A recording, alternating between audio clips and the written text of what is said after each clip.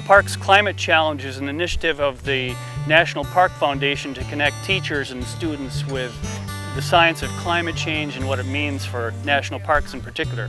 And so we want to connect students to those national parks, let them know what climate change means for national parks, but also to empower them to be able to act on that knowledge. Erosion is one of the top 5. Sand, soil, silt, sediment is the encompassing phrase, is one of the biggest pollutants in our water bodies. The Mississippi National River and Recreation Area is the national park unit to represent the meaning and importance of the Mississippi River for our country. So that means that we represent the natural history of the Mississippi River and the human history and culture here, the recreational values and the economic values too of this river.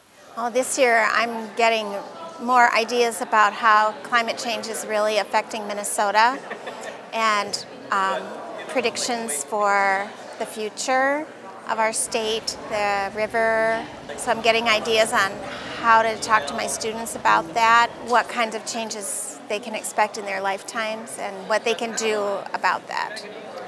The river is always changing, and you know, it's changing from development along the river, and it's changing now from climate change, but we can observe changes in either direction. We can see people working to improve the river. We can see pressures that cause greater runoff pollution. But the river's always changing, and it's changing in response to the conditions that people create. And now we're kind of faced with a new one in the form of climate change. It's an adult eagle. Today we have approximately 40 eagles' nests along the river in the Twin Cities. At the river, we can kind of see in the first place the magic of the river. So I want teachers to come away from this experience here on the river with a sense of the beauty of the river, the magic of the river, but also to see some evidence of the wildlife and the ways that people can impact the river for better or for worse, and to, you know, bring that story back into the classroom.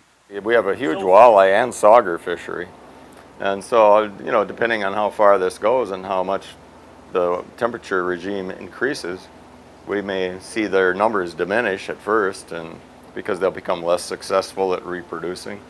Climate change is, you know, in my head all the time, as a father and as a teacher, and I'm really worried about it. So I don't take the worry with me, I hope. I take the possibilities with me all the time.